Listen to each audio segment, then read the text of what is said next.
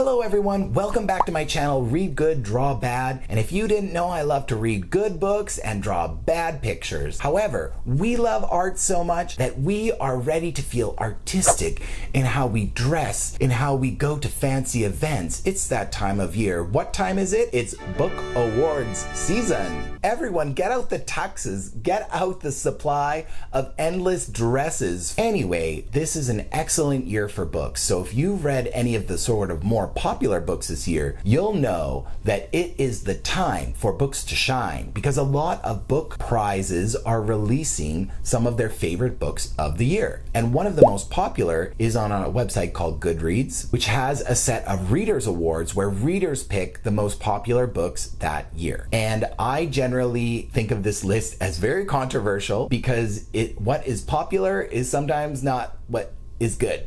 But there are books that sort of capture people's excitement and people really gravitate towards it. So this is going to be more of an informal video where I'm going to read from my handy dandy, I was going to say iPad, where I read from my handy dandy tablet and I just kind of take a look and we can look in real time because I've not looked at the awards lists yet. And this year I think has been an excellent year for genres we don't often see. I'll be curious to find out about the fantasy and young adult fantasy categories. Those are ones that are always really popular. So why don't we just jump into it and take a look at what are the good?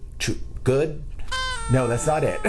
So let's jump in and take a look at the Goodreads Choice Awards 2022. And I'm excited to find out what other people have been reading compared to me this year. What are people looking for these days, you know? It's entirely possible I recognize zero of the books. What becomes popular and what I read that year, they are not the same thing. Sometimes they're very, very different. It really depends. Best books of 2022. I guess with this particular set of awards, you can vote. There's sort of an opening round and then there's a final round. And generally speaking, when I look at what's in the opening round of the Goodreads Choice Awards, those books generally have a really good selection of books I really like. And then usually the books that are in the final round are books that people are very excited about. And so usually it's the most popular book. Now, I wouldn't always say the best book, but definitely the most popular that everyone has read book. So there's fiction, there's mystery and thriller, there's historical fiction, there's fantasy. I'll definitely take a look at the fantasy category. I'm always surprised what's in the fantasy category. There's the romance category, science fiction, horror. I will probably glance at horror, but honestly, I will also, to a certain extent, probably skip it. But if you find a good one that you think you could recommend, as always, please leave me a comment in the comments below. Humor, nonfiction, memoir and autobiography. I already know what are going to be like the top books in memoir and autobiography. I don't even feel I need to look. And I think I know who's going to win as well. History and biography, that will be really interesting. Graphic novels, I'm assuming that Heartbreaker will be there, or a few of the other series that are young adult centered. I think those will be there. There are poetry collections, and actually I haven't read any poetry this year. No, that's not true. I read some Audre Lorde this year. No, but it was a collection of her essays. I read no poetry this year, but I do have something on the list for next year. 1 or 2 books. Debut novel. Okay, there's young adult fiction, that will be the popular one. Young adult fantasy, that will be the other popular one. And then there's middle grade and children's books, which I am very interested in because this will help me think about Christmas shopping, which if you haven't started yet, then perhaps you too are in the panic boat like me. Okay, so let's start with fiction and we'll just go all the way down. And I will just go down the list. We'll just descend this staircase into awards madness. Okay, so the best fiction is Barbara Kingsolver, which is not surprising to me. Barbara Kingsolver is an amazing writer, and if you haven't read any of her books, I highly recommend. Olga Dies Dreaming, I have heard of this. I've seen this book cover. Cleopatra and Frankenstein, I have no idea what that is. I'm going to click on it. For readers of modern lovers and conversations with friends, an addictive, humorous, and poignant debut novel. This could be interesting. I don't know how I feel about that one. I feel like it might be a little too sad for me, but I don't know. Maybe if you're looking for a sad novel, that could be interesting. How Not to Drown in a Glass of Water. I would read this just based on the title. Lucy by the Sea by Elizabeth Strout. I will probably read this novel. I hadn't heard of it, but I do know Elizabeth Strout, and I will probably read this book. Tomorrow and Tomorrow and Tomorrow. I love this title and I love how it looks on the cover. So I will definitely read this book. I don't know it though. The Hotel Nantucket I think I've heard of, but I hate the cover, so I'm not sure if I'll ever even look at the back. Now is Not the Time to Panic. This brings up anxiety for me just by the title, so I'm going to put it on the definitely not going to read list. We're going to look at mystery and thriller now. Things We Do in the Dark, I've seen. Killers of a Certain Age, a lot of people have talked about this book. I think I actually have it on hold on the library. Mystery and thrillers, not a lot in here that I saw that I recognize, but I tend to read a lot of like older mystery and thrillers. I don't tend to read what's up and new and coming. I guess I kind of like more historical mystery and thrillers, and a lot of those were written, I would say, in the 90s and 2000s. Anyways, none of those kind of books made this list for this year. Okay, historical fiction, big fan. I do recognize Young Mungo, but I'm not really sure why it's in historical fiction. I don't know, very interesting list though. I would say this historical fiction list looks really strong. So there seems like some like really good reads, broad diversity, I would say here. I'm cringing to click on the romance section for the unfortunate inevitability that it will just be 14 Colleen Hoover books. I have very strong opinions about, even though I haven't read her work. I've heard people read passages from the book, and I'm not sure her books are my style, but I'm very tempted to read a few of them. It might be a hate read. I'm not gonna lie. It might be a hate read. Yeah, Colleen Hoover, right in the middle. I've seen this book in a few places, and I've heard about this book in a few places. Delilah Green Doesn't Care, I've heard of. Book lovers have it on my list. I was supposed to read it in September, and I completely forgot about it, so it will probably be something that I read in December or January. I've heard very good things. This looks like an okay list. You'll have to tell me if any of these are good. I don't generally read romance novels. I will pick up a trashy romance once in a while, though, because they can be a lot of fun. They can be very fun, and there's nothing wrong with a good romance novel. Okay, let's click on sci-fi. So I do recognize The Daughter of Dr. Moreau. This book by Neon Yang, The Genesis of Misery. I've seen the cover, and then Sea of Tranquility is actually on my Kobo right now. So it's going to get read. I opened it the other day, and I didn't start it because I have like 2 other books I want to finish, and I told myself, get in line. I would say the sci-fi list seems like a really nice smattering of a few fun things that I think kind of everybody could like. Let's look at horror. Let's see if I recognize any of these titles. I'm guessing no. I have to say, all of these book covers in the horror section look really amazing. Okay, now let's talk about funny business. What's in the humor section for this particular award show? Oh, Mel Brooks. I would read that.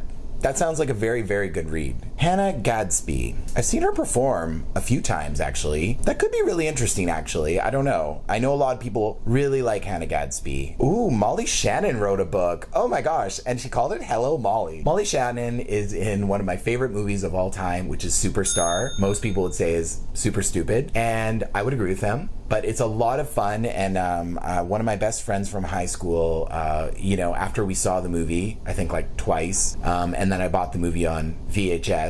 For young people who don't know what VHS is, it's a smoke signal that you send to other people, and it's a form of entertainment.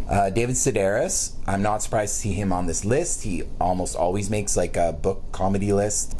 Very smart writer, love his writing. The Office BFFs, it's like an Office book and humor. Jenna Fisher and Angela Kinsey. I'm sure there's a lot of Office fans out there who would like really love this book. Instant Christmas present, if you ask me. Oh, Sicker in the Head by Judd Apatow. I didn't know that came out this year. I feel like I read it. I can't remember if I read it. There are some great reads on that list. Good job, whoever's been picking out the humor category. I think that's a really nice selection. Okay, so now we're doing the best nonfiction. So I'm excited about this because I think in the last couple years, people have had a lot of time to write and sit down and think about the world deeply. Okay, Building a Second Brain. I've heard about this book because sometimes I think this comes up on productivity videos on YouTube, so I do see that once in a while. Stolen Focus. I've heard the title. This is the first time I'm seeing the cover. I gotta be honest with you, I thought for something called Stolen Focus, I thought the cover would be more interesting, but it's a very attractive title. Why you can't pay attention and how to think deeply again. And as someone who has lost all ability to pay attention to anything, I probably should read that.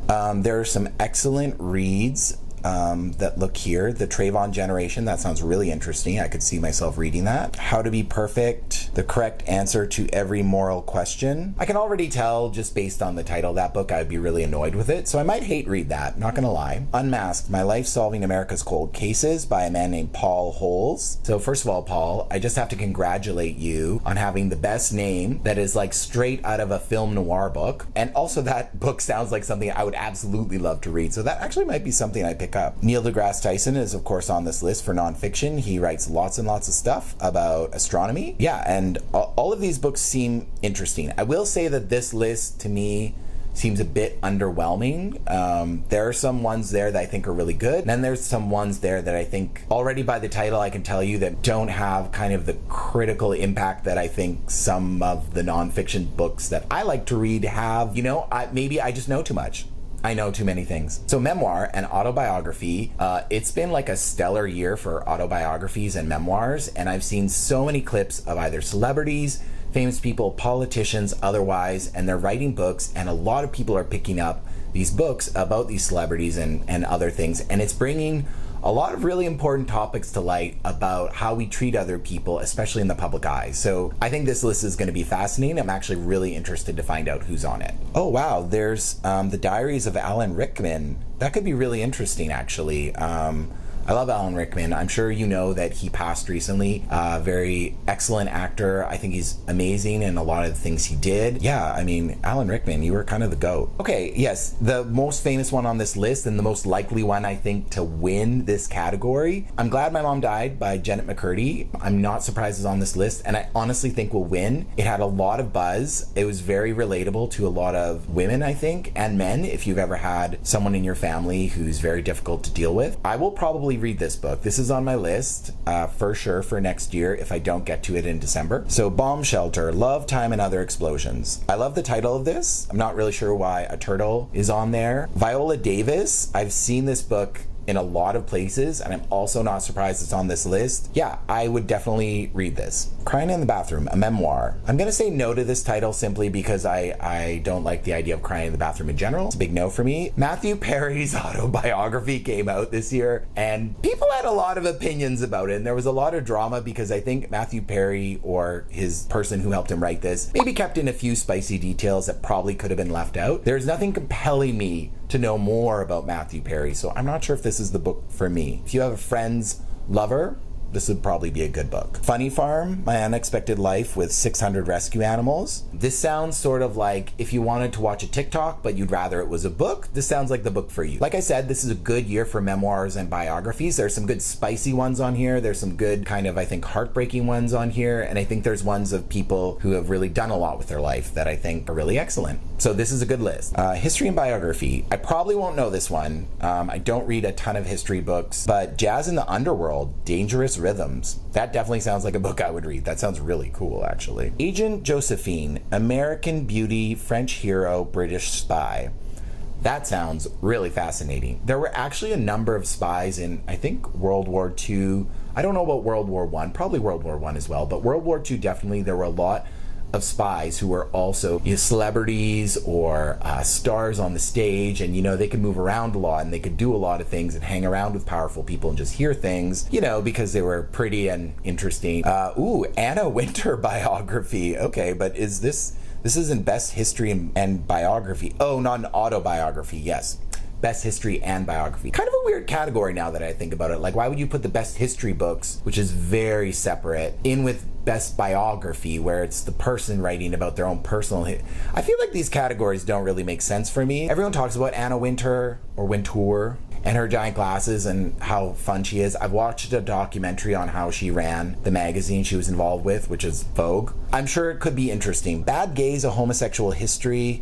I feel like the title's like a little bit too, I really hate the cover. Slaying the Dragon, A Secret History of Dungeons and Dragons. I would definitely read this because I'm fascinated by everything around Dungeons and Dragons. I think it's really interesting to learn about because it's had such an impact on everything. Video games, culture, fantasy novels. Now we have nothing left but the fun ones. We have graphic novels, poetry, debut novel, YA fiction, YA fantasy, and middle grade and children's. All fun from here, people. The best graphic novels and comics. Who the F are you? That is very funny. Heartstopper is on here, which is no surprise to anyone. A Career in Books sounds fascinating, so I definitely would check this out. And all of these look good. This looks like a great list. Oh, Sarah Anderson is on here. I love Sarah Anderson. I think she's one of the funniest people on the internet. I'll put her Instagram here. You should go check her out. Now we're into poetry. Listen, people, it's time to get cultured. It's time to learn about words, meta, fiction, analysis. Oh, there's some very good covers here. Normally poetry covers are very bad. They're very flat. And I think poets are realizing that people are very visual these days. So there's some very cool covers here. Golden Axe looks really interesting, but also Golden Axe is a video game. So maybe that's why I'm like gravitating towards it. Okay, debut novel. Who debuted this year and killed it? According to Goodreads. Cleopatra and Frankenstein is here again. Actually, I've seen a lot of these books. Yeah, these are all not surprising to me. I have a copy of The Daughter of the Moon Goddess on my shelf, which a friend lent me, which I was supposed to read a long time ago. And every time I go to pick it up, I think I'm just gonna finish reading this other book that I have before I get to it. Young adult fiction. I'm really curious to see what's here. I think I'll know a few of these novels. Okay, The First to Die at the End, I'm not shocked at all. You know, the first book by Adam Silvera was so good. I couldn't put it down. It was like just a straight rush through read for me. I loved it. Yeah, the newest Jennifer Lynn Barnes book is out, The Final Gambit. I'm not shocked that that's on this list. The Inheritance Games is a very fun series. I'll probably review it once I finish the third book, because I think doing the whole thing as a trilogy will be more fun. The Lesbian's Guide to Catholic School. I definitely want to read that. That sounds so fun. Hell Followed With Us. The cover is like, whoa. We're gonna look at favorite category that everyone loves to look at, which is young adult fantasy. The Ballad of Never After sounds interesting. Kingdom of the Feared, I'm really excited about, and I really want to read it. Magic Steeped in Poison, that sounds very fun. I'll have to look that up later. If You Could See the Sun, it looked like it might be kind of like Eastern fantasy. Yeah, Alice Sun, Beijing International Boarding School, China's most rich and influential teams. Oh yeah, totally up my alley. I'm here for all the rich kid, gotta beat them all kind of attitude. Yeah, we're here for that. V.E. Schwab on this list is not surprising. They are very popular. Okay, so there's only one category left. That is the middle grades and children's books. Oh wow, there's some interesting, yeah, Amari, B.B. Alston.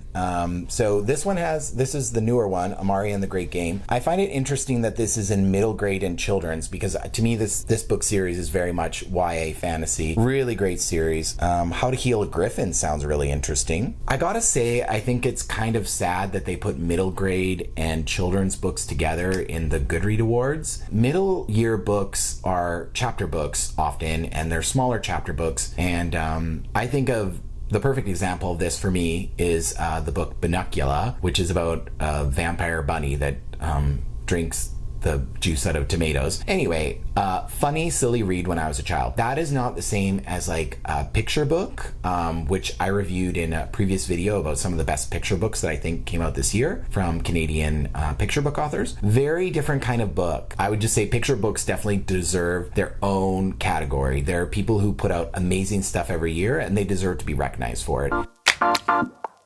This list has a lot of overflow of sort of young adult fiction and young adult fantasy, especially some of the stuff that's kind of right on the cusp of what's considered young adult is in this list. I think there are some real winners here that I completely agree deserve awards and all of the recognition they could possibly have. And then I think there are some books on this list that you do wonder how they got there. You do wonder why. What I will say is that I think that some of these categories are slightly misaligned. I think the reason that young adult fantasy gets picked is because it's a super popular category. And, you know, for being honest, I think publishers are just waiting and hoping for the next Twilight. They're waiting and hoping for the next Harry Potter. And, you know, that's kind of like what keeps the book industry going, I guess. Most of the books on this list would be an excellent pick if you're trying to get someone more into reading, because a lot of their friends will have read these books, and then they'll have something to talk to their friends about. Okay, well, I think that does it for me for the end of 2022. The book review award season is officially over, at least in terms of Reader Choice Awards. I might do another series where I look at other great award winners from the Giller or the Booker Prize or other kind of prizes. I generally tend to really enjoy those books. If you feel like I left anything out, or you have any strong opinions about books you loved, or if you want to roast me in the comments for not liking a certain cover or not saying the right thing about your favorite book, feel free to do so in the comments below. I'd love to hear what you think and about great book recommendations, so we can all read more together. As always, please like, share, and subscribe. Thank you so much for watching this sort of short, kind of odd, in-depth video into award ceremonies for books.